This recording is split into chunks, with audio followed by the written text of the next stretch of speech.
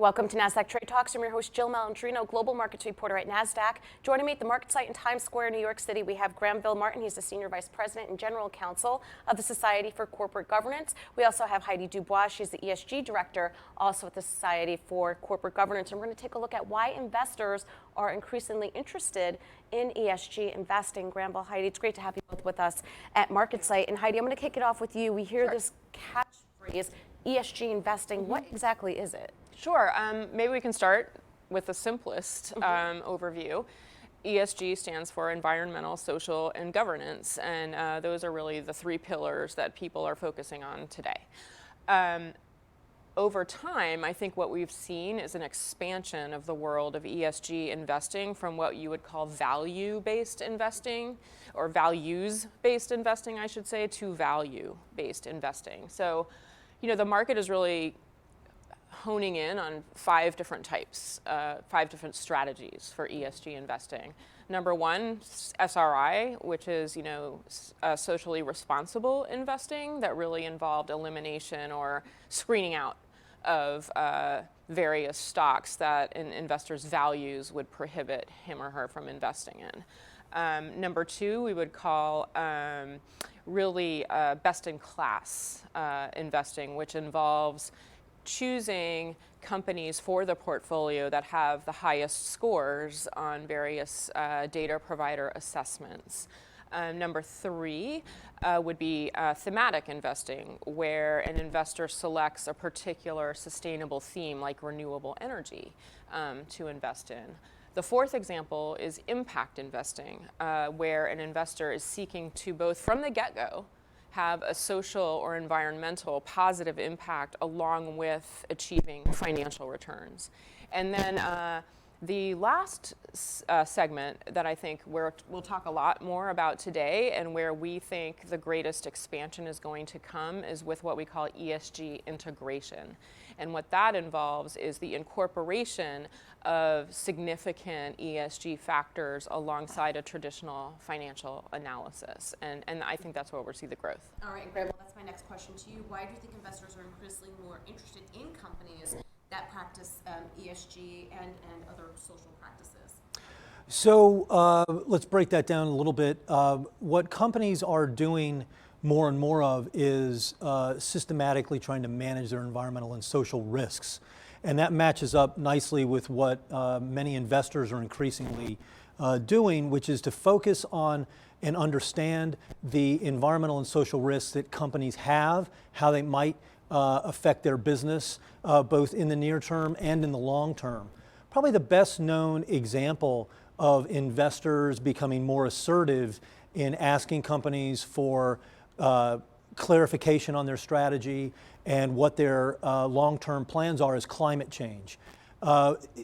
Investors are increasingly focused on climate change because many of these long-term investors, particularly think about the passives and the index providers, are effectively permanent shareholders.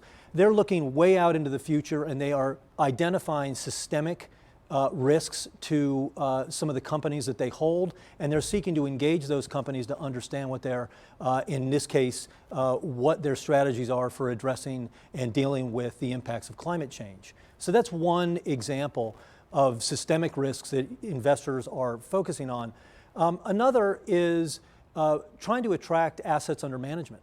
AUM obviously is what gets investors focused, and there is there's a lot of evidence, and I think you see this in Edelman's forthcoming investor trust barometer, about what the attitudes of younger investors are with respect to the impact that their money and investments can have. And many asset managers are looking at those attitudes and thinking and asking themselves, how can we attract assets in the context of a massive generational transfer of wealth that's going to occur over the next 20 years, and being more attentive to and fluent in understanding and managing environmental and social risks on behalf of the portfolio companies is something asset managers think that is going to stand them in good stead. And you're seeing this translate into creating shareholder value based off of these trends and other issues. So ESG with respect to the creation of shareholder value, you're seeing that in areas like consumer products, sustainable brands, really connecting both the products and the brands themselves to more sustainable outcomes and more sustainable practices. So I think that's an area where you do see an increase in shareholder value. There's also the flip side, which I think is really historically the more impactful aspect of ESG and investors, and that is the management of risks that can destroy shareholder value. So think of a large mining company in Latin America that just had a big tailing pond collapse that killed a bunch of people and led to a very significant drop in equity value. PG&E in California has obviously filed for bankruptcy. Another environmental risk. You don't have to dig too far to find a whole series of examples where E&S issues have led to shareholder value destruction. And so it's both an opportunity and a risk equation that ESG investors are seeking to understand. All right, and we'll wrap it up with you, Heidi, here. Sure. What oversight roles do boards and the leadership teams play in being responsible for the evolving ESG landscape? Yeah, I'm really glad you asked that question because it is fundamental for both corporations and investors, the role of the board in overseeing E&S risk and opportunity. We recently conducted a sustainability benchmark survey of our membership, and we asked several questions on this topic. And what we saw was that numbers were in the high 70s for both of these questions. Number one was, does the board or a board committee oversee E&S risk for your company? And again, that was around 73% said yes. That oversight did vary. We would say the number one location for oversight would be the nominating and corporate governance committees, which have historically had oversight of government affairs and public policies, so that's kind of a natural progression. Number two that we saw was full board oversight. And then a little bit of a distant third is a specific committee focused solely on ESG.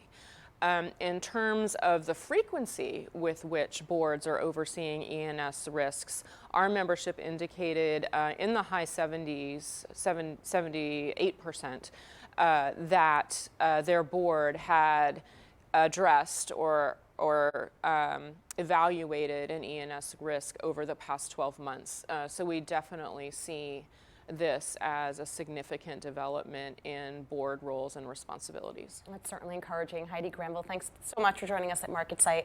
And thank you for joining me on Trade Talks. I'm Jill Malandrino, Global Markets Reporter at Nasdaq.